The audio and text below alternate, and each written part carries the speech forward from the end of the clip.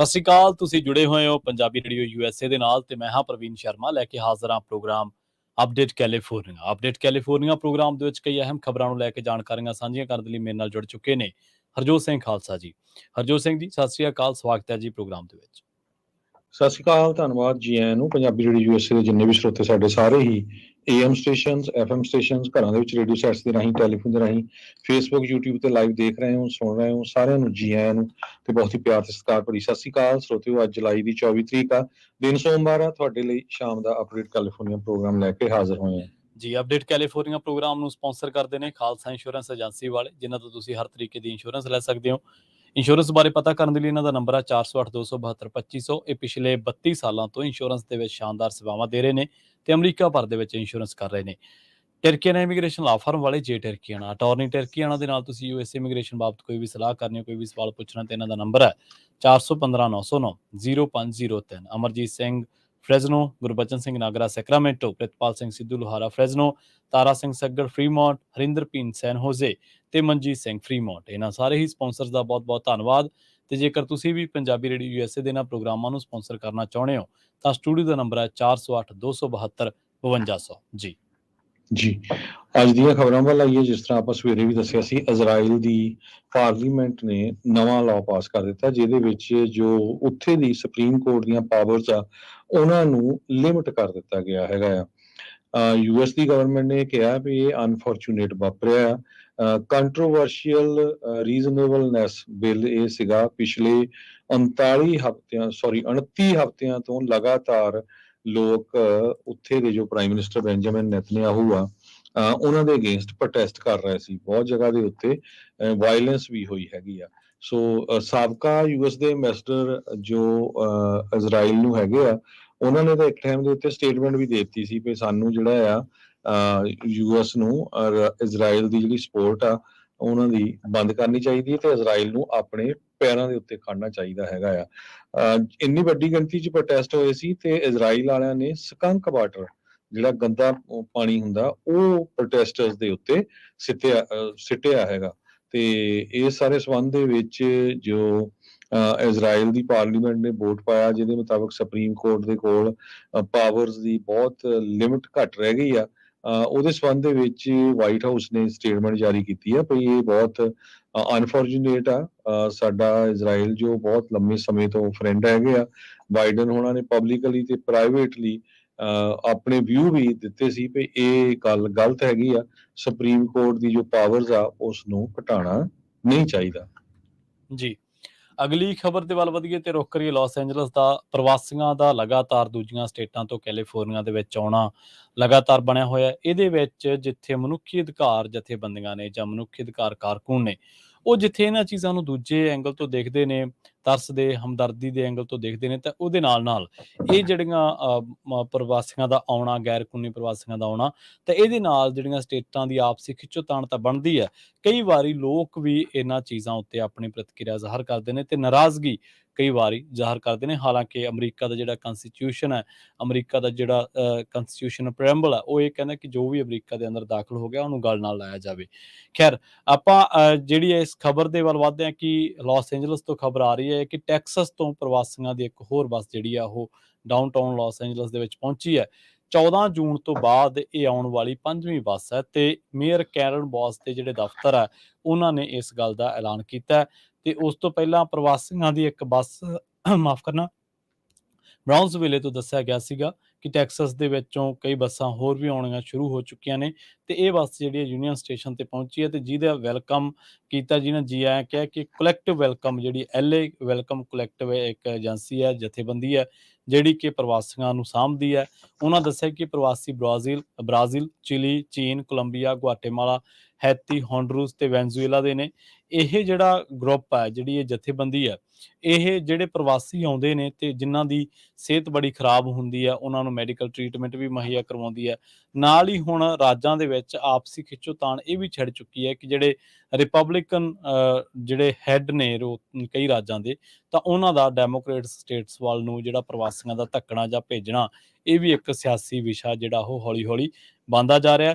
ਪਰ ਇਹਦੇ ਨਾਲ ਇਮੀਗ੍ਰੈਂਟਸ ਡਿਫੈਂਡਰਸ ਲਾਅ ਸੈਂਟਰ ਤੇ ਜਿਹੜੇ ਨੇ ਜਾਂ ਹੋਰ ਵੀ ਜਿਹੜੇ ਲੋਕ ਮਨੁੱਖੀ ਇਮੀਗ੍ਰੇਸ਼ਨ ਰਾਈਟਸ ਦੇ ਲਈ ਜਿਹੜੇ ਕੰਮ ਕਰਦੇ ਨੇ, ਤਾਂ ਉਹਨਾਂ ਨੇ ਇੱਕ ਬਿਆਨ ਦੇ ਰਾਹੀਂ ਕਿਹਾ ਕਿ ਜਿੰਨੇ ਵੀ ਪ੍ਰਵਾਸੀ ਆ ਰਹੇ ਨੇ ਉਹਨਾਂ ਨੂੰ ਅਸੀਂ ਮੁੱਢਲੇ ਤੌਰ ਤੇ ਕਈਆਂ ਨੂੰ ਵਿੱਚੋਂ ਸੰਭਾਲ ਵੀ ਰਹੇ ਹਾਂ ਜੀ। ਜੀ, ਅਗਲੀ ਖਬਰ ਵੱਲ ਚਲੀਏ। ਸਦਰਨ ਕੈਲੀਫੋਰਨੀਆ ਦਾ ਇੱਕ 168 ਸਾਲ ਪੁਰਾਣਾ newspaper Santa Barbara news press ਉਹ ਬੰਦ ਹੋਣ ਜਾ ਰਿਹਾ ਹੈ ਤੇ ਉਹਨਾਂ ਨੇ ਬੈਂਕਰਪਸੀ ਫਾਈਲ ਕਰ ਦਿੱਤੀ ਆ। 168 ਸਾਲ ਤੋਂ ਇਹ ਪੇਪਰ ਚੱਲ ਰਿਹਾ ਸੀ, ਕੰਜ਼ਰਵੇਟਿਵ ਪੇਪਰ ਸੀ। ਚੈਪਟਰ 7 ਉਹਨਾਂ ਨੇ ਫਾਈਲ ਕਰ ਦਿੱਤੀ ਆ ਤੇ ਨਾਲ ਦੀ ਨਾਲ ਜਿੰਨੇ ਵੀ ਲੋਕ ਕੰਮ ਕਰਦੇ ਸੀ ਸਾਰਿਆਂ ਨੂੰ ਲੇ ਆਫ ਕਰ ਦਿੱਤਾ ਹੈਗਾ। ਬੈਂਕਰਪਸੀ ਫਾਈਲਿੰਗ ਦੇ ਵਿੱਚ ਉਹਨਾਂ ਨੇ ਇਹ ਕਿਹਾ ਆ ਵੀ ਸਾਡੇ ਕੋਲ ਤਾਂ ਬਹੁਤ ਹੀ ਘੱਟ ਇਸ ਟਾਈਮ ਪੈਸੇ ਹੈਗੇ ਆ, 10,000 ਡਾਲਰ ਤੋਂ ਲੈ ਕੇ 50,000 ਡਾਲਰ ਦੇ ਕਰੀਬ ਹੈਗੇ ਆ। ਪਰ ਲਾਇਬਿਲਿਟੀਜ਼ ਜੋ ਆ ਉਹ 10 ਮਿਲੀਅਨ ਡਾਲਰ ਦੇ ਕਰੀਬ ਹੈਗੇ ਆ। Santa Barbara based online newspaper news hawk funder ਤੇ ਸਟਾਫ ਬਾਈ ਮਲਟੀਪਲ ਫਾਰਮਰ ਜੋ ਨਿਊਜ਼ ਪ੍ਰੈਸ ਜਰਨਲਿਸਟ ਆ ਉਹਨਾਂ ਨੂੰ ਵੀ ਈਮੇਲ ਇੱਕ ਮੈਨੇਜਿੰਗ ਐਡੀਟਰ ਵੱਲੋਂ ਮਿਲੀ ਹੈਗੀ ਆ। ਕਹਿੰਦੇ ਵੀ ਇੱਕ ਟਾਈਮ ਦੇ ਉੱਤੇ ਪੇਪਰ ਨਿਊਯਾਰਕ ਟਾਈਮਜ਼ ਇਸ ਨੂੰ ਓਨ ਕਰਦਾ ਹੁੰਦਾ ਸੀ, ਬਾਅਦ ਦੇ ਵਿੱਚ ਇਸ ਨੂੰ ਇੱਕ ਹੋਰ ਆਰਗੇਨਾਈਜੇਸ਼ਨ ਨੇ ਬਾਈ ਕਰ ਲਿਆ ਸੀ। ਸੋ 168 ਸਾਲਾਂ ਦੀ ਹਿਸਟਰੀ ਉਹ ਹੁਣ ਬੰਦ ਹੋਣ ਜਾ ਰਹੀ ਹੈ ਜੀ। ਅਗਲੀ ਖਬਰ ਵੀ ਐਲਏ ਤੋਂ ਹੀ ਆ। ਐਲਏ ਦੇ ਵਿੱਚ ਕਈ ਔਰਤਾਂ ਦੇ ਨਾਲ ਜਿਨਸੀ ਛੇੜਛਾੜ ਕਰਨ ਵਾਲੇ ਬਾਰੇ ਪੁਲਿਸ ਨੇ ਜਿਹੜੀ ਉਹ ਲੋਕਾਂ ਦੀ ਮਦਦ ਮੰਗੀ ਹੈ ਕਿ ਉਹਨੂੰ ਫੜਾਇਆ ਜਾਵੇ। ਅਸਲ ਦੇ ਵਿੱਚ ਦੱਸਿਆ ਗਿਆ ਹੈ ਕਿ ਇਹਨੇ 6 ਦਿਨਾਂ ਦੇ ਵਿੱਚ ਕਈ ਜਿਨਸੀ ਸ਼ੋਸ਼ਣ ਦੀਆਂ ਘਟਨਾਵਾਂ ਨੂੰ ਅੰਜਾਮ ਦਿੱਤਾ ਹੈ ਤੇ 21 ਸਾਲ ਦੀ ਜਿਹੜੀ ਉਮਰ ਹੈ ਇਸ ਬੰਦੇ ਨੂੰ ਲੱਭਣ ਦੇ ਵਿੱਚ ਪੁਲਿਸ ਨੇ ਲੋਕਾਂ ਦੀ ਮਦਦ ਮੰਗੀ ਹੈ।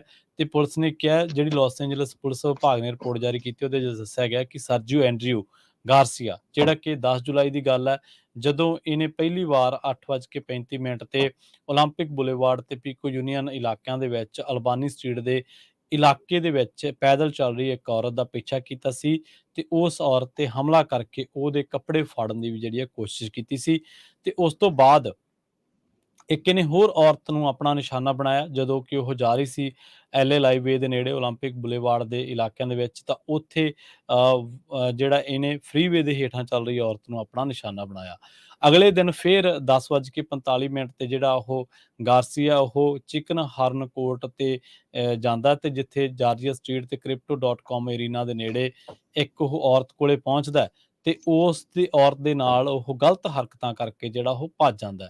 ਦੱਸਿਆ ਗਿਆ ਕਿ 15 ਜੁਲਾਈ ਤੱਕ ਆਉਂਦਿਆਂ ਇਹਨੇ 3-4 ਅਜਿਹੀਆਂ ਵਾਰਦਾਤਾਂ ਨੂੰ ਅੰਜਾਮ ਦਿੱਤਾ ਤੇ ਸਭ ਤੋਂ ਜਿਹੜੀ ਘਟੀਆ ਜਿਹੜੀ ਹਰਕਤ ਇਹਨੇ ਕੀਤੀ ਉਹ ਕੀਤੀ ਰੋਜ਼ਿਲਾਨਾ ਮਾਰਟਿਨਜ਼ ਨਾਂ ਦੀ ਇੱਕ ਬੀਬੀ ਸੀ ਜਿਹਦੀ 67 ਸਾਲ ਉਮਰ ਸੀ। ਤੇ ਉਹਨੇ ਦੱਸਿਆ ਕਿ ਜਦੋਂ ਉਹ ਸਵੇਰੇ ਆਪਣਾ ਫਰੰਟ ਯਾਰਡ ਜਿਹੜਾ ਉਹ ਕਲੀਨ ਕਰ ਰਹੀ ਸੀ ਤਾਂ ਉਦੋਂ ਇਸ ਬੰਦੇ ਨੇ ਉਹ ਤੋਂ ਰਾਹ ਪੁੱਛਣ ਦੇ ਬਹਾਨੇ ਜਿਹੜਾ ਉਹਨੂੰ ਆਪਣੀ ਹਵਸ ਦਾ ਸ਼ਿਕਾਰ ਬਣਾਇਆ। ਉਹਨੂੰ ਧੱਕਾ ਮਾਰਿਆ ਗਿਆ, ਉਹਦੇ ਫਿਰ ਮੂੰਹ ਤੇ ਇਹਨੇ ਮੁੱਕੇ ਮਾਰੇ ਤੇ ਫਿਰ ਇੱਕ ਗੁਆਂਢੀ ਦੇ ਚੀਕ ਚਿਹਾੜਾ ਪਾਉਣ ਤੇ ਜਦੋਂ ਉਹਨੇ ਗਾਰਸੀਆ ਜਿਹੜਾ ਇਹ ਭੱਜਿਆ। ਹੁਣ ਪੁਲਿਸ ਨੇ ਦੱਸਿਆ ਕਿ ਉਹਦੀ ਜਿਹੜੀ ਉਮਰ ਹੈ ਉਹ 21 ਸਾਲ ਹੈ ਤੇ ਉਹਦੇ ਕੱਦ ਬਾਰੇ ਤੇ ਉਹਦੇ ਜਿਹੜਾ ਪਹਿਰਾਵਾ ਉਹਦੇ ਬਾਰੇ ਵੀ ਦੱਸਿਆ ਤੇ ਪੁਲਿਸ ਨੇ ਕਈ ਇਹਦੀਆਂ ਸੀਸੀਟੀਵੀ ਫੁਟੇਜ ਵੀ ਜਿਹੜੀਆਂ ਨੇ ਉਹ ਜਾਰੀ ਕੀਤੀਆਂ ਨੇ ਤੇ ਲੋਕਾਂ ਤੋਂ ਸਹਿਯੋਗ ਦੀ ਮੰਗ ਕੀਤੀ ਕਿ ਜੇਕਰ ਤੁਹਾਨੂੰ ਇਹ ਜੇ ਹੁਲੀਗੇ ਵਾਲਾ ਬੰਦਾ ਕਿਤੇ ਨਜ਼ਰ ਆਉਂਦਾ ਤਾਂ ਪੁਲਿਸ ਨੂੰ ਇਹਦੀ ਜਾਣਕਾਰੀ ਜਿਹੜੀ ਆ ਉਹ ਜ਼ਰੂਰ ਦਿੱਤੀ ਜਾਵੇ। ਤੇ ਨਾਲ ਹੀ ਲੋਕਾਂ ਨੂੰ ਇਹ ਵੀ ਚੇਤਾਵਨੀ ਦਿੱਤੀ ਗਈ ਹੈ ਕਿ ਜੇ ਐਸੇ ਹੁਲੀਗੇ ਵਾਲਾ ਬੰਦਾ ਕਿਸੇ ਬਜ਼ੁਰਗ ਬੀਬੀ ਕੋਲੇ ਹੈ ਜਾਂ ਉਸ ਔਰਤ ਕੋਲੇ ਜਿਹਦੇ ਕੋਲੇ ਸਮਾਨ ਹੈ ਜਾਂ ਛੋਟਾ ਬੱਚਾ ਜਿਹੜੀ ਭੱਜ ਨਹੀਂ ਸਕਦੀ ਜਾਂ ਜੋ ਵੀ ਹੈ, ਤਾਂ ਇਸੇ ਹੁਲੀਗੇ ਵਾਲੇ ਬੰਦੇ ਤੋਂ ਤੁਸੀਂ ਸਾਵਧਾਨ ਰਹਿਣਾ ਜੀ। ਜੀ, ਅਗਲੀ ਖਬਰ ਵੱਲ ਚਲੀਏ। ਬੇ ਏਰੀਏ ਦੇ ਵਿੱਚ ਘਰਾਂ ਦੀਆਂ ਪ੍ਰਾਈਸਿਸ ਜੋ ਈਵਨ ਦੋ ਬਾਲੀਆਂ ਨਹੀਂ ਘਟੀਆਂ ਪਰ ਸੇਲਸ ਬਹੁਤ ਜ਼ਿਆਦਾ ਡਾਊਨ ਹੋ ਗਈ ਆ। ਕੈਲੀਫੋਰਨੀਆ ਐਸੋਸੀਏਸ਼ਨ ਆਫ ਰੀਅਲਟਰਸ ਨੇ ਇਹ ਕਿਹਾ ਆ ਵੀ ਓਵਰਆਲ ਬੇ ਏਰੀਏ ਦੇ ਵਿੱਚ 19% ਘਰਾਂ ਦੀ ਸੇਲ ਆ ਉਹ ਡਾਊਨ ਹੋਈ ਹੈਗੀ ਆ। ਦੋ ਇਹਦੇ ਮੇਨ ਫੈਕਟਰ ਆ, ਇੱਕ ਤਾਂ ਇੰਟਰਸਟ ਰੇਟ ਬਹੁਤ ਜ਼ਿਆਦਾ ਆ, ਵੱਧ ਵੀ ਰਿਹਾ ਆ, ਤੇ ਇਨਵੈਂਟੋਰੀ ਬੜੀ ਲੋ ਹੈਗੀ। ਸੈਂਟਾ ਕਲਾਰਾ ਕਾਉਂਟੀ ਸੇਲ 14% ਡਾਊਨ ਹੈਗੀ ਆ। ਜੋਐਨ ਫਰੇਜ਼ਰ ਪਾਸਟ ਪ੍ਰੈਜ਼ੀਡੈਂਟ ਆ silicon valley association of realtors ਦੇ, ਉਹਨਾਂ ਨੇ ਕਿਹਾ ਆ ਵੀ ਬਹੁਤ ਘੱਟ ਇਨਵੈਂਟੋਰੀ ਆ ਲੋਕਾਂ ਦੇ ਕੋਲ ਵੇਚਣ ਦੇ ਲਈ। ਕਾਰਨ ਕੀ ਆ ਵੀ ਜਿਹੜੇ ਲੋਕਾਂ ਨੇ ਘਰ ਖਰੀਦੇ ਹੋ ਆ ਜਾਂ ਪੁਰਾਣੇ, ਉਹਨਾਂ ਨੂੰ ਇੰਟਰਸਟ ਰੇਟ ਬੜਾ ਘੱਟ ਮਿਲਿਆ 2.5-3%। ਸੋ ਉਹ ਹੁਣ ਵੱਡੇ ਘਰ ਦੇ ਵਿੱਚ ਜਾਂ ਹੋਰ ਕਿਤੇ ਮੂਵ ਨਹੀਂ ਹੋਣਾ ਚਾਹੁੰਦੇ ਹੈਗੇ। ਐਵਰੇਜ ਸੈਂਟਾ ਕਲਾਰਾ ਕਾਉਂਟੀ ਦੇ ਘਰ ਦੀ ਪ੍ਰਾਈਸ 1.8 ਮਿਲੀਅਨ ਡਾਲਰ ਹੋ ਗਈ ਆ, ਜੋ ਕਿ 0.3% ਅਪ ਹੈਗੀ ਆ। Second half of this year ਜੋ ਆ ਉਹਦੇ ਵਿੱਚ ਕਹਿੰਦੇ ਲੱਗਦਾ ਹੈ ਕਿ ਘਰਾਂ ਦੀਆਂ ਪ੍ਰਾਈਸਿਸ ਕੁਛ ਡਾਊਨ ਜਾਣਗੀਆਂ ਤੇ ਰੀਅਲ ਸਟੇਟ ਮਾਰਕੀਟ ਜੋ ਸਲੋ ਹੋਊਗੀ। ਕੈਲੀਫੋਰਨੀਆ ਐਸੋਸੀਏਸ਼ਨ ਆਫ ਰੀਅਲਟਰਸ ਦੇ ਚੀਫ ਇਕੋਨੋਮਿਸਟ ਆਸਕਰ ਵਾਈ ਉਹਨਾਂ ਨੇ ਦੱਸਿਆ ਆ, ਕਹਿੰਦੇ ਭਈ ਈਵਨ ਦੋ ਇੰਟਰਸਟ ਰੇਟ ਵੱਧ ਰਿਹਾ ਹੈਗਾ ਤੇ ਗੁੱਡ ਨਿਊਜ਼ ਬਾਇਰ ਤੇ ਸੈਲਰਸ ਲਈ ਹੋਊਗੀ ਆਉਣ ਵਾਲੇ ਕੁਝ ਸਮੇਂ ਦੇ ਵਿੱਚ। ਜੀ ਜੀ। ਅਗਲੀ ਖਬਰ ਦੇ ਵੱਲ ਵਧੀਏ ਤੇ ਜਦੋਂ ਅਮਰੀਕਾ ਦੀ ਕੈਪੀਟਲ ਹਿੱਲ ਤੇ ਟਰੰਪ ਸਮਰਥਕਾਂ ਵੱਲੋਂ ਹਮਲਾ ਕੀਤਾ ਗਿਆ ਸੀ ਤਾਂ ਉਸ ਮਾਮਲੇ ਦੇ ਵਿੱਚ ਹੁਣ ਇੱਕ ਮਾਮਲੇ ਦੇ ਵਿੱਚ ਜਿਹੜਾ ਸਜ਼ਾ ਦਾ ਐਲਾਨ ਹੋਇਆ ਤੇ ਪੁਲਿਸ ਨੇ ਮਾਫ ਕਰਨਾ ਅਦਾਲਤ ਨੇ ਇਸ ਮਾਮਲੇ ਦੇ ਵਿੱਚ ਅਰਕਨਸਾਸ ਦੇ ਟਰੱਕ ਡਰਾਈਵਰ ਜਿਹਨੇ ਕਿ ਇੱਕ ਪੁਲਿਸ ਅਫਸਰ ਨੂੰ ਕੁੱਟਿਆ ਸੀਗਾ ਫਲੈਗ ਪੋਲ ਦੇ ਨਾਲ ਤੇ ਜਦੋਂ ਯੂਐਸ ਕੈਪੀਟਲ ਦੇ ਉੱਤੇ ਜਿਹੜੀ ਹਿੰਸਾ ਹੋਈ ਸੀਗੀ ਤੇ ਉਸ ਮਾਮਲੇ ਦੇ ਵਿੱਚ ਹੁਣ ਇਹਨੂੰ 4 ਸਾਲਾਂ ਦੀ ਜਿਹੜੀ ਕੈਦ ਆ ਉਹ ਹੋਈ ਹੈ। ਦੱਸਿਆ ਗਿਆ ਕਿ ਪੀਟਰ ਫਰੈਂਕਿਸ ਸਟੇਜਰ ਜਿਹੜਾ ਸੀਗਾ ਉਹਨੇ ਮੈਟਰੋਪੋਲੀਟਨ ਪੁਲਿਸ ਡਿਪਾਰਟਮੈਂਟ ਦੇ ਇੱਕ ਆਫੀਸਰ ਦੇ ਨਾਲ ਉਹਨੂੰ ਗਾਲਾਂ ਕੱਢੀਆਂ, ਉਹਦੇ ਤੇ ਡੰਡੇ ਦੇ ਨਾਲ ਹਮਲਾ ਕੀਤਾ ਤੇ ਉਹਨੂੰ 3 ਵਾਰ ਫਲੈਗ ਪੋਲ ਦੇ ਨਾਲ ਉਹਨੇ ਮਾਰਿਆ ਕੁੱਟਿਆ ਤੇ ਉਸ ਤੋਂ ਬਾਅਦ ਜਿਹੜਾ ਹੁਣ ਉਸ ਮਾਮਲੇ ਦੇ ਵਿੱਚ ਅਦਾਲਤ ਨੇ ਫੈਸਲਾ ਸੁਣਾਇਆ। ਅਸਲ ਦੇ ਵਿੱਚ ਇਹ ਘਟਨਾ ਜਿਹੜੀ ਵਾਪਰੀ ਹੈ ਜਨਵਰੀ 6 ਨੂੰ 2021 ਨੂੰ ਵਾਪਰੀ ਸੀਗੀ ਤੇ ਉਸ ਤੋਂ ਬਾਅਦ ਇਸ ਘਟਨਾ ਦੇ ਵਿੱਚ ਜਦੋਂ ਟਰੰਪ ਸਮਰਥਕਾਂ ਵੱਲੋਂ ਕੈਪੀਟਲ ਹਿੱਲ ਤੇ ਹਮਲਾ ਕੀਤਾ ਗਿਆ ਸੀ ਤਾਂ ਤਕਰੀਬਨ 100 ਪੁਲਿਸ ਅਫਸਰ ਹੈ ਜਿਹੜੇ ਇਸ ਹਿੰਸਾ ਦੇ ਵਿੱਚ ਉਹ ਇੰਜਰਡ ਹੋਏ ਸੀ। ਸਟੇਜਰ ਬਾਰੇ ਕਿਹਾ ਗਿਆ ਕਿ ਉਹਨੇ ਜਿਹੜਾ ਉਹ ਦੂਜਿਆਂ ਨੂੰ ਵੀ ਉਤਸ਼ਾਹਿਤ ਕੀਤਾ ਹਿੰਸਾ ਕਰਨ ਦੇ ਲਈ ਤੇ ਇਹਦੇ ਨਾਲ ਨਾਲ ਜਦੋਂ ਹਿੰਸਾ ਹੋ ਰਹੀ ਸੀ ਤਾਂ ਇੱਕ ਪੁਲਿਸ ਅਫਸਰ ਜਦੋਂ ਉਹਨੂੰ ਰੋਕਣ ਦੀ ਕੋਸ਼ਿਸ਼ ਕਰਦਾ ਤੇ ਇਹਦੇ ਨਾਲ ਕੁੱਟਿਆ ਪੁਲਿਸ ਅਫਸਰ ਨੇ ਤੇ ਉਹਨੂੰ ਮੰਦਾ ਚੰਗਾ ਵੀ ਬੋਲਿਆ ਤੇ ਉਸ ਤੋਂ ਬਾਅਦ ਫਿਰ ਜਿਹੜੇ ਜੱਜ ਨੇ ਯੂਐਸ ਜੱਜ ਰਡੋਲਫ ਕੌਂਟਰੀਅਸ ਉਹਨਾਂ ਨੇ ਸਟੇਜਰ ਨੂੰ ਕਿਹਾ ਕਿ ਤੈਨੂੰ ਹੁਣ 4 ਸਾਲ ਜਿਹੜੀ ਆ ਉਹ 4 ਸਾਲ ਤੇ 4 ਮਹੀਨੇ ਪ੍ਰਿਜ਼ਨ ਦੇ ਵਿੱਚ ਜਿਹੜਾ ਉਹ ਕੱਟਣੇ ਪੈਣਗੇ। ਸਟੇਜਰ ਦੇ ਬਾਰੇ ਕਿਹਾ ਜਾਂਦਾ ਕਿ ਉਹ 44 ਸਾਲ ਦਾ ਤੇ ਉਹ ਅਰਕਨਸਾਸ ਦਾ ਰਹਿਣ ਵਾਲਾ ਹੈ ਤੇ ਉਹ ਫੈਬਰੀ ਦੇ ਵਿੱਚ ਉਹਨੂੰ ਜਿਹੜਾ ਗਿਲਟੀ ਪਲੀਡ ਆ ਉਹ ਕੀਤਾ ਗਿਆ ਸੀਗਾ। ਜੀ ਅਗਲੀ ਖਬਰ ਵੱਲ ਚੱਲੀਏ। ਕਹਿੰਦੇ ਕੈਲੀਫੋਰਨੀਆ ਦੇ ਵਿੱਚ ਸਭ ਤੋਂ ਜ਼ਿਆਦਾ ਲੋਕ ਸਲੀਪ ਡਿਪਰੀਵਡ ਹੈਗੇ ਆ ਤੇ ਇਸ ਨੂੰ ਸਲੀਪ ਡਿਪਰੀਵਡ ਸਟੇਟ ਕਿਹਾ ਜਾ ਸਕਦਾ ਹੈਗਾ। ਸੋ ਇਹ ਸਾਰਾ ਜੋ ਡਾਟਾ ਆ 96 ਦੇ ਕਰੀਬ ਗੂਗਲ ਦੇ ਸਰਚ ਇੰਜਨ ਤੋਂ ਸਰਚ ਕਰਕੇ ਉਹਨਾਂ ਨੇ ਲਿਆ 1 ਲੱਖ ਤੋਂ ਵੱਧ ਰੈਜ਼ੀਡੈਂਟਸ ਜੋ ਹਰ ਸਟੇਟ ਦੇ ਉਹਦੇ ਤੋਂ ਉਹਨਾਂ ਨੇ ਇੰਟਰਵਿਊ ਦੇ ਦੌਰਾਨ ਸਾਰੇ ਕੁਐਸਚਨ ਪੁੱਛੇ ਹੈਗੇ ਆ। ਜੋ ਫਾਈਂਡਿੰਗਸ ਆਈ ਆ ਉਹਨਾਂ ਦੇ ਵਿੱਚ ਕੈਲੀਫੋਰਨੀਆ ਕਹਿੰਦੇ ਸਲੀਪੈਸਟ ਸਟੇਟ ਯੂਐਸਏ ਦੇ ਵਿੱਚ ਦੱਸੀ ਗਈ ਸੀ। ਐਵਰੇਜ ਮੰਥਲੀ ਸਰਚ ਵੋਲਿਊਮ 805 ਸਰਚਸ ਪਰ 100,000 ਰੈਜ਼ੀਡੈਂਟਸ ਦੇ। ਸਭ ਤੋਂ ਜ਼ਿਆਦਾ ਪਪੂਲਰ ਟਰਮ ਦੇ ਵਿੱਚ ਜੇ ਕੈਲੀਫੋਰਨੀਆ ਦੇ ਵਿੱਚ ਦੱਸਿਆ ਜਾਵੇ ਸਲੀਪ ਐਪਨੀਆ ਟ੍ਰੀਟਮੈਂਟ ਜਾਂ ਇਨਸੋਮਨੀਆ ਟ੍ਰੀਟਮੈਂਟ ਇਹ ਸਰਚ ਕੀਤਾ ਗਿਆ ਬਹੁਤ ਸਾਰੇ ਲੋਕਾਂ ਵੱਲੋਂ। ਸੈਕੰਡ ਮੋਸਟ ਸਲੀਪ ਡਿਪਰੀਵਡ ਸਟੇਟ ਜੋ ਹੈਗੀ ਆ ਉਹ ਮੈਰੀਲੈਂਡ ਆ ਜਿਹਦੇ ਵਿੱਚ 770 ਦੇ ਕਰੀਬ ਮੰਥਲੀ ਸਰਚਸ ਪਰ 100,000 ਲੋਕਾਂ ਦੇ ਹੋਈਆਂ ਹੈਗੀਆਂ। ਤੇ ਇਹ ਸਾਰੇ ਕਾਸੇ ਦੇ ਵਿੱਚ ਕੈਲੀਫੋਰਨੀਆ ਨੰਬਰ 1 ਆ, ਦੂਜੇ ਤੇ ਮੈਰੀਲੈਂਡ, ਤੀਜੇ ਤੇ ਨਿਊਯਾਰਕ, ਚੌਥੇ ਤੇ ਮੈਸੇਚਿਉਸੇਟਸ, ਫਿਰ ਨਵਾਡਾ, ਜਾਰਜੀਆ, ਕਨੈਟੀਕਟ, ਟੈਕਸਸ ਤੇ ਨਿਊ ਜਰਸੀ। ਜੀ ਜੀ। ਅਗਲੀ ਖਬਰ ਦੇ ਵੱਲ ਵਧੀਏ ਤੇ ਅਗਲੀ ਖਬਰ ਜਿਹੜੀ ਉਹ ਫ੍ਰੈਜ਼ਨੋ ਤੋਂ ਆ ਰਹੀ ਹੈ। ਫ੍ਰੈਜ਼ਨੋ ਦੇ ਵਿੱਚ ਇੱਕ ਬੜਾ ਦਰਦਨਾਕ ਜਿਹੜਾ ਸੜਕ ਹਾਦਸਾ ਵਾਪਰ ਗਿਆ। ਪੁਲਿਸ ਨੇ ਦੱਸਿਆ ਕਿ 4 ਵਹੀਕਲਾਂ ਦੀ ਆਪਸੀ ਟੱਕਰ ਦੇ ਨਾਲ ਜਿਹੜਾ ਇਹ ਹਾਦਸਾ ਵਾਪਰਿਆ ਫ੍ਰੈਜ਼ਨੋ ਕਾਉਂਟੀ ਦੇ ਵਿੱਚ। ਕੈਲੀਫੋਰਨੀਆ ਹਾਈਵੇ ਪੈਟਰੋਲ ਦਾ ਕਹਿਣਾ ਕਿ ਹਾਈਵੇ 41 ਤੇ ਜਿਹੜਾ ਐਲ ਖੋਰਨ ਤੇ ਦੁਪਹਿਰੇ ਅੱਜ ਦੁਪਹਿਰ ਦੀ ਗੱਲ ਹੈ ਜਦੋਂ 1 ਵਜੇ ਦੇ ਕਰੀਬ ਜਿਹੜਾ ਇਹ ਹਾਦਸਾ ਵਾਪਰਿਆ ਤੇ ਫੋਰਡ F450 ਨੇ ਇੱਕ ਟੋਇਟਾ ਕਾਰ ਜਿਹੜੀ ਕਿ ਰੁਕੀ ਹੋਈ ਸੀ ਉਹਨੂੰ ਟੱਕਰ ਮਾਰ ਦਿੱਤੀ ਜਿਸ ਕਰਕੇ ਇਸ ਦੇ ਵਿੱਚ ਸਵਾਰ ਜਿਹੜੀ ਮਹਿਲਾ ਔਰਤ ਮੁਸਾਫਰ ਹੈ ਉਹਦੀ ਜਿਹੜੀ ਆ ਉਹ ਮੌਤ ਹੋ ਗਈ ਹੈ। ਇਹਦੇ ਨਾਲ ਨਾਲ ਟੋਇਟਾ ਕਾਰ ਨੇ ਇੱਕ ਹੋਰ ਕਾਰ ਨੂੰ ਟੱਕਰ ਮਾਰੀ ਜਿਸ ਤੋਂ ਬਾਅਦ ਇੱਕ ਵੱਡਾ ਜਿਹੜਾ ਰਿਗ ਟ੍ਰੇਲਰ ਹੈ ਉਹਨੂੰ ਧੱਕਾ ਲੱਗਿਆ। 5 ਹੋਰ ਲੋਕ ਜ਼ਖਮੀ ਹੋ ਗਏ ਨੇ ਤੇ ਇਹਨਾਂ ਦੇ ਵਿੱਚ 3 ਸਾਲ ਦਾ ਜਿਹੜਾ ਬੱਚਾ ਉਹ ਸ਼ਾਮਲ ਹੈ।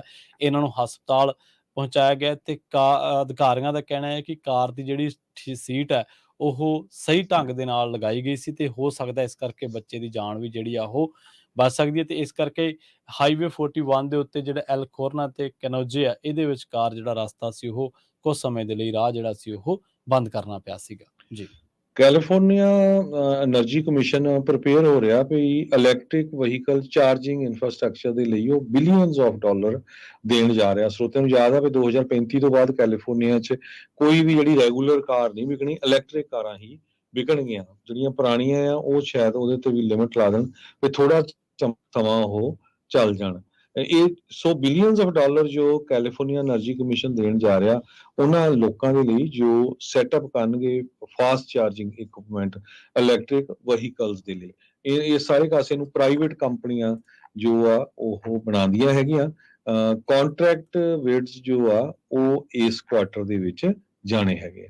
ਜੀ, ਫ੍ਰੈਜ਼ਨੋ ਦੇ ਵਿੱਚ ਇੱਕ ਔਰਤ ਨੂੰ ਚਾਕੂ ਮਾਰ ਦਿੱਤਾ ਗਿਆ, ਜਿਸ ਕਰਕੇ ਉਹਦੀ ਮੌਤ ਹੋ ਗਈ ਹੈ। ਪਤਾ ਲੱਗਿਆ ਕਿ ਬਲੈਕਸਟੋਨ ਐਵੀਨਿਊ ਤੇ ਗ੍ਰਿਫਥ ਵੇ ਦੇ ਇਲਾਕਿਆਂ ਦੇ ਵਿੱਚ ਇਹ ਘਟਨਾ ਵਾਪਰੀ ਹੈ ਤੇ ਪੁਲਿਸ ਨੂੰ ਉਦੋਂ ਸੱਦਿਆ ਗਿਆ ਸੀਗਾ ਤੇ ਉਸ ਮਸਲੇ ਦੇ ਵਿੱਚ ਘਟਨਾ ਦਾ ਜਿਹੜੀ ਸ਼ਿਕਾਰ ਔਰਤ ਹੈ ਇਹਨੂੰ ਜਿਹੜਾ ਚਾਕੂ ਮਾਰਿਆ ਗਿਆ ਸੀ, ਜਿਹਨੂੰ ਇਹਦੀ ਮੌਤ ਹੋ ਗਈ ਹੈ।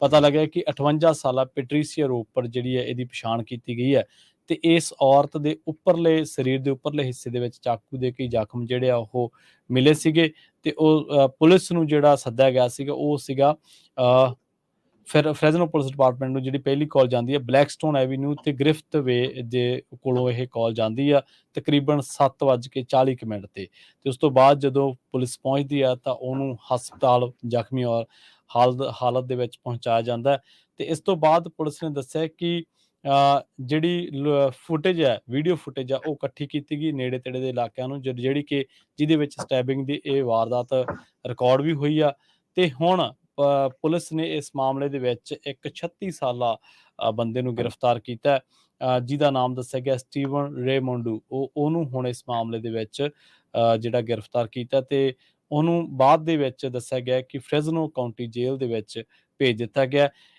ਜਿਹੜੇ ਡਿਟੈਕਟਿਵਸ ਨੇ ਉਹਨਾਂ ਦਾ ਯਕੀਨ ਹੈ ਕਿ ਰੇਮੋਂਡੂ ਤੇ ਜਿਹੜੀ ਰੋਪਰ ਆ, ਜਿਹੜੀ ਵਿਕਟਮ ਔਰਤ ਆ, ਇਹ ਇੱਕ ਦੂਜੇ ਨੂੰ ਜਾਣਦੇ ਸੀਗੇ, ਪਰ ਇਹਦਾ ਸਟੈਬਿੰਗ ਪਿੱਛੇ ਮੋਟਿਵ ਕੀ ਆ ਇਹਦੇ ਬਾਰੇ ਹਲੇ ਜਿਹੜਾ ਕਾਰਨਾਂ ਦਾ ਪਤਾ ਲਾਉਣਾ ਹਲੇ ਬਾਕੀ ਹੈ।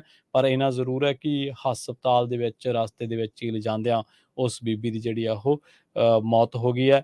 ਦੱਸਿਆ ਗਿਆ ਕਿ ਰੋਪਰ ਤੇ ਰੇਮੋਂਡੂ ਜਿਹੜੇ ਨੇ ਉਹ ਦੋਨੇ ਹੀ ਫ੍ਰੈਜ਼ਨੋ ਹੋਮਲੈਸ ਕਮਿਊਨਿਟੀ ਦੇ ਵਿੱਚੋਂ ਆਉਂਦੇ ਨੇ। ਜੀ, ਸਟਾਕ ਮਾਰਕੀਟ ਦੀ ਗੱਲ ਕਰਦੇ ਜਾਈਏ ਤੇ ਅੱਜ stock market Dow Jones industrial 183.55 up ਗਿਆ ਤੇ ਕਲੋਜ਼ ਹੋਇਆ 35411.24 ਦੇ ਉੱਤੇ। S&P ਇੰਡੈਕਸ ਅਪ ਗਿਆ 18.3 ਤੇ ਕਲੋਜ਼ ਹੋਇਆ 4554.64 ਦੇ ਉੱਤੇ। ਨੈਸਡੈਕ ਜੋ ਆ ਉਹ ਅਪ ਗਿਆ 26.06 ਕਲੋਜ਼ ਹੋਇਆ 14058.87 ਦੇ ਉੱਤੇ ਤੇ ਇੰਟਰਸਟ ਰੇਟ ਵਧਣ ਦੇ ਪੂਰੇ ਚਾਂਸ ਆ, ਉਹ ਆਪਾਂ ਤੁਹਾਡੇ ਨਾਲ ਸਵੇਰੇ ਵੀ ਕਵਰ ਕੀਤਾ ਸੀ। ਸੋ ਆਉਣ ਵਾਲੇ 2 ਦਿਨਾਂ ਦੇ ਵਿੱਚ ਫੈਡਰਲ ਰਿਜ਼ਰਵ ਬੋਰਡ ਦੀ ਮੀਟਿੰਗ ਹੋਣੀ ਆ, ਉਹਦੇ 'ਚ ਕੀ ਕੁਝ ਵਾਪਰਦਾ ਉਹ ਤੁਹਾਡੇ ਨਾਲ ਆਪਾਂ ਅਪਡੇਟ ਕਰਾਂਗੇ।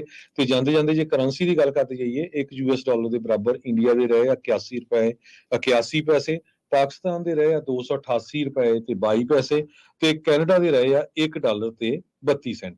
ਜੀ, ਹਰਜੋਤ ਸਿੰਘ ਜੀ, ਸਮਾਂ ਸਮਾਪਤੀ ਵਾਲਾ ਜੀ, ਲਿਖੇ ਜੀ ਇਜਾਜ਼ਤ। ਜੀ, ਮੇਰੇ ਹਰਜੋਤ ਸਿੰਘ ਵੱਲੋਂ ਤੇ ਪ੍ਰਵੀਨ ਸ਼ਰਮਾ ਵੱਲੋਂ ਤੁਹਾਨੂੰ ਸਾਰਿਆਂ ਨੂੰ ਬਹੁਤ ਹੀ ਪਿਆਰ ਤੇ ਸਤਿਕਾਰ ਭਰੀ ਸਤਿ ਸ੍ਰੀ ਅਕਾਲ ਤੇ ਸੁਣਦੇ ਰਹੋ ਪੰਜਾਬੀ ਰੇਡੀਓ US।